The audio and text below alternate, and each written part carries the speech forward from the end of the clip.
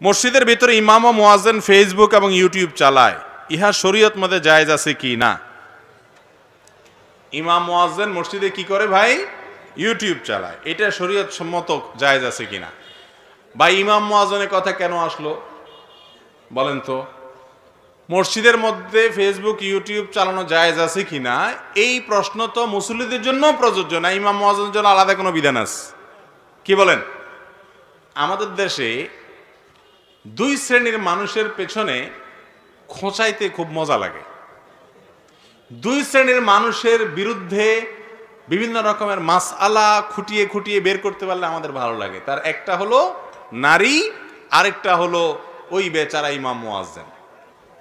ঠিক না বে ঠিক? আমি একবার মিরপুরে এক মসজিদে 2003-04 দিকে নামাজ পড়াইতাম, ইমাম ছিলাম, খতিব ছিলাম। তো আমাকে এক মুসল্লি এসে বলল, হুজুর আপনি যে হাঁটেন, আপনার হাঁটার স্টাইলটা একদম ভালো লাগে না।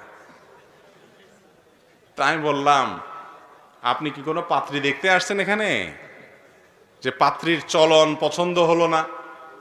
আমার হাঁটা দিয়ে আপনি কি করবেন? তো ইমাম সাহেবের হাঁটাটা পছন্দ হইল কিনা সেটা নিয়েও কি হয়? ফতোয়াবাজি হয়।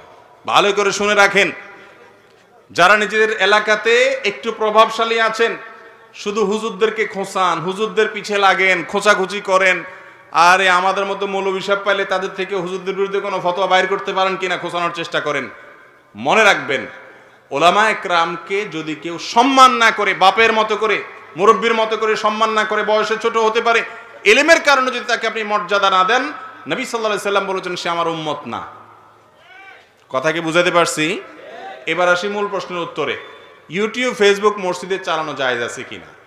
যেটা বাহিরে চালানো জায়েজ সেটা ভিতরে চালানো জায়েজ, যেটা বাহিরে চালানো না জায়েজ সেটা ভিতরে চালানো না জায়েজ। এটা হলো শ্লীলতার অশ্লীলতার কথা বলেছি।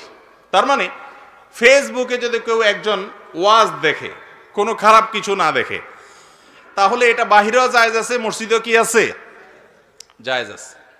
যদি কোনো অশ্লীল কিছু দেখে, খারাপ কোনো কিছু দেখে, সেটা বাহিরেও হারাম, মসজিদে দেখাও। কথা কি বুঝাতে পারছি?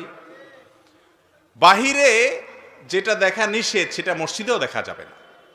তবে হ্যাঁ, ফেসবুক, ইউটিউব এগুলো চালাইলে আশেপাশে অ্যাড আছে, খারাপ জিনিস নিজে না চাইলেও অনেক সময় চলে আসে, মিউজিক বেজে উঠে, অনেক সময় আশেপাশে মুসল্লিদের ব্যাঘাত হতে পারে। সবচেয়ে বড় কথা হলো আল্লাহর ঘরের প্রতি এটা অসম্মান হয়। বাহিরে যতটুকু সতর্ক থাকবেন, ভেতরে আরো বেশি সতর্ক থাকতে হবে আল্লাহর ঘরের প্রতি সম্মান দেখানোর জন্য, আদব এবং শিষ্টাচারের জন্য। আর সেই কারণে মসজিদের মধ্যে এই সব জিনিস না চালানোটাই হলো তাকওয়ার দাবি। তবে যদি ভালো কিছু কেউ দেখে এবং তার দায়িত্বে দেখে, কোনো খারাপ কিছু আসবে না, সে জানে, তার নিউজ ফিডে কি আসে না আসে সে জানে, মুখস্থ সে। সাধারণত খারাপ জিনিস তার নিউজ ফিডে আসে যে খারাপ জিনিসে ক্লিক করে, যে খারাপ জিনিসে কখনো ক্লিক করে না তার কাছে এগুলাও আসে না, এটাই সিস্টেম। তারপরেও মসজিদে এগুলো চালানোটা, মসজিদের যে রব, মসজিদের যে আপনার মসজিদের যে ভাব গাম্ভীর্য, তার সাথে এটা যায় না, আল্লাহর ঘরের সাথে এটা যায় না। এই জন্য এটা না করাই হলো উচিত এবং কর্তব্য। তবে হ্যাঁ, কেউ যদি পিওর কোনো ভালো জিনিস দেখে তাহলে সে গুনাহ করছে এটা বলা যাবে না। অনেকে কোরআন তেলাওয়াত করে মোবাইলে, অনেক মুরব্বী আসে বুঝে না তো যে মোবাইলে কোরআন তেলাওয়াত করা যায়, আইসা দেয় ধমক, এটা করস কি মোবাইল নিয়ে মসজিদে? বেচারা হয়তো কোরআন শরীফ পড়তেছে। এরকম হয় কি হয় না? তো এই জন্য কে কি করতেছে মোবাইলে সেটা হলো মূল বিষয়। খারাপ কিছু করলে সেটা মসজিদে করলে বাইরে করার চাইতে অবশ্যই কি হবে? বেশি গুনাহ হবে।